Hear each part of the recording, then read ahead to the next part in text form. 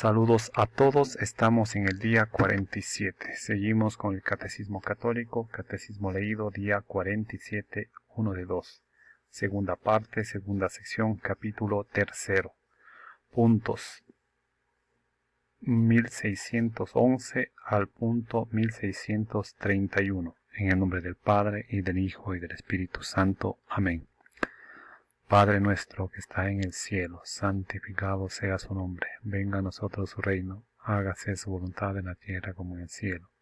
Denos hoy nuestro pan de cada día. Perdone nuestras ofensas, como también nosotros perdonamos a los que nos ofenden. No nos deje caer en tentación, y líbranos del mal. Amén. Punto 1611.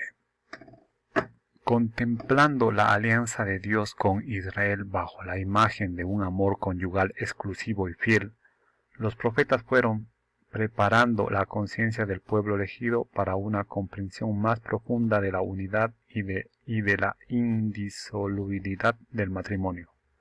Los libros de Ruth y de Tobías dan testimonios conmovedores del sentido hondo del matrimonio, de la fidelidad y de la ternura de los esposos. La tradición ha visto siempre en el Cantar de los Cantares una expresión única del amor humano, pero reflejo del amor de Dios. Amor fuerte como la muerte, que las grandes aguas no pueden anegar. El matrimonio en el Señor, punto 1612. La alianza nupcial entre Dios y su pueblo Israel había preparado la nueva y eterna alianza mediante la que el Hijo de Dios, encarnándose y dando su vida, se unió en cierta manera con toda la humanidad salvada por él, preparando así las bodas del Cordero. Punto 1613. En el umbral de su vida pública, Jesús realiza su primer signo a petición de su madre. Con ocasión de un banquete de boda, la Iglesia concede una gran importancia a la presencia de Jesús en las bodas de Caná. Ve en ella la confirmación de la bondad del matrimonio y el anuncio de que en adelante el matrimonio será un signo eficaz de la presencia de Cristo. Punto 1614.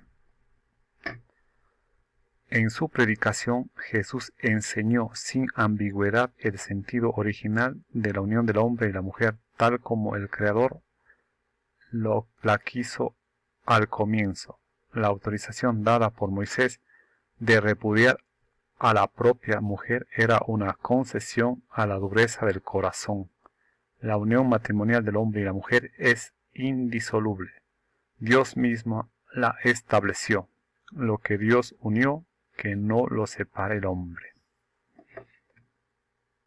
Punto 1615.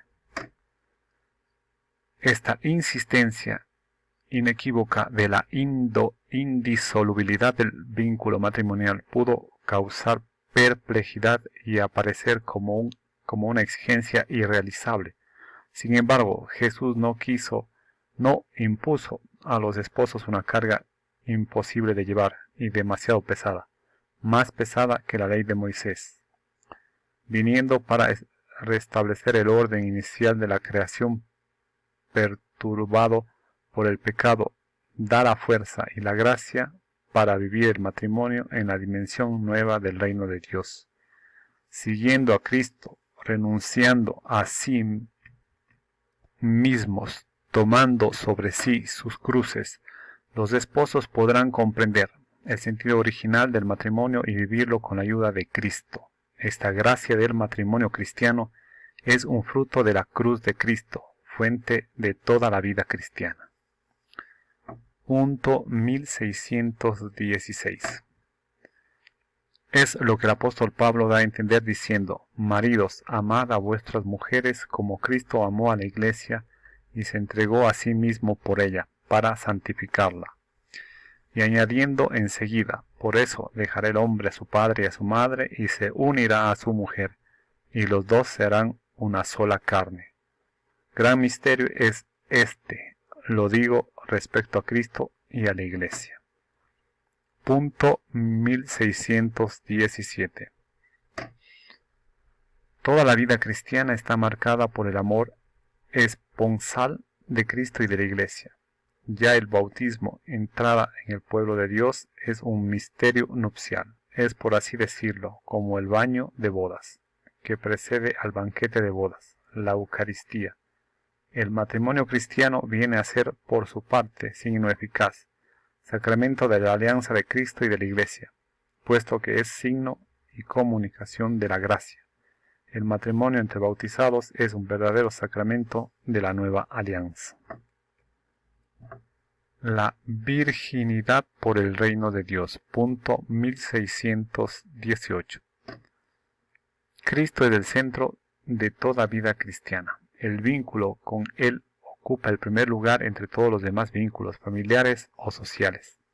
Desde los comienzos de la Iglesia ha habido hombres y mujeres que han renunciado al gran bien del matrimonio para seguir al Cordero donde quiera que vaya, para ocuparse de las cosas del Señor, para tratar de agradarle, para ir al encuentro del esposo que viene.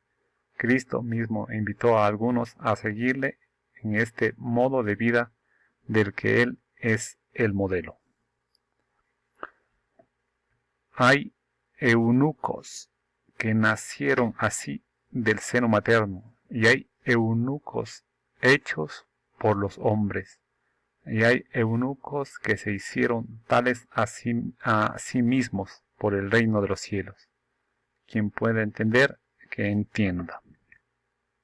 Punto 1619.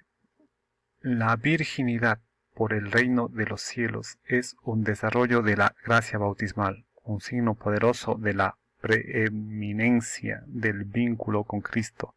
Es la ardiente espera de su retorno, un signo que recuerda también que el matrimonio es una realidad que manifiesta el carácter pasajero de este mundo. Punto 1620. Estas dos realidades, el sacramento del matrimonio y la virginidad por el reino de Dios, vienen del Señor mismo. Él es quien les da sentido y les concede la gracia indispensable para vivirlos conforme a su voluntad. La estima de la virginidad por el reino y el sentido cristiano del matrimonio son inseparables y se apoyan mutuamente. Denigrar el matrimonio es reducir a la vez la gloria de la virginidad. Elogiarlo es realzar a la vez la admiración que corresponde a la virginidad. 2. La celebración del matrimonio. Punto 1621. En el rito latino, la celebración del matrimonio entre dos fieles católicos tiene lugar ordinariamente dentro de la Santa Misa, en virtud del vínculo que tienen todos los sacramentos con el misterio pascual de Cristo. En la Eucaristía se realiza el memorial de la nueva alianza con la que Cristo se unió para siempre a la Iglesia, su esposa amada por la que se entregó. Es pues conveniente que los esposos sellen su consentimiento en darse el uno al otro mediante la ofrenda de sus propias vidas, uniéndose a la ofrenda de Cristo por su Iglesia, hecha presente en el sacrificio eucarístico y recibiendo la Eucaristía para que, comulgando en el mismo cuerpo y en la misma sangre de Cristo, formen un solo cuerpo en Cristo. Punto 1622. En cuanto gesto sacramental de santificación, la celebración del matrimonio debe ser por sí misma válida, digna y fructuosa. Por tanto, conviene que los futuros esposos se dispongan a la celebración de su matrimonio recibiendo el sacramento de la penitencia. Punto 1623. En la Iglesia latina se considera habitualmente que son los esposos quienes, como ministros de la gracia de Cristo, se confieren mutuamente el sacramento del matrimonio, expresando ante la Iglesia su consentimiento. En las liturgias orientales, el ministro de este sacramento, llamado coronación, es el sacerdote o el obispo, quien después de haber recibido el consentimiento mutuo de los esposos, corona sucesivamente al esposo y a la esposa en señal de la alianza matrimonial. Punto 1624. Las diversas liturgias son ricas en oraciones de bendición y de epíclesis pidiendo a Dios su gracia y la bendición sobre la nueva pareja, especialmente sobre la esposa. En la epíclesis de este sacramento, los esposos reciben el Espíritu Santo como comunión de amor de Cristo y de la Iglesia. El Espíritu Santo es el sello de la alianza de los esposos, la fuente siempre generosa de su amor, la fuerza con que se renovará su fidelidad. Punto 3. El consentimiento matrimonial. Punto 1625. Los protagonistas de la alianza matrimonial son un hombre y una mujer bautizados, libres para contraer el matrimonio y que expresan libremente su consentimiento. Ser libre quiere decir no obrar por coacción, no estar impedido por una ley natural o eclesiástica. Punto 1626. La Iglesia considera el intercambio de los consentimientos entre los esposos como el elemento indispensable que hace el matrimonio. Si el consentimiento falta, no hay matrimonio. Punto 1627. El consentimiento consiste en un acto humano por el cual los esposos se dan y se reciben mutuamente.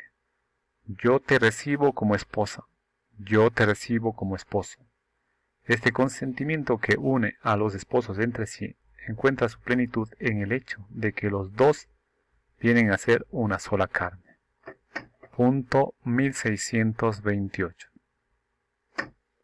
El consentimiento debe ser un acto de la voluntad de cada uno de los contrayentes, libre de violencia o de temor grave externo.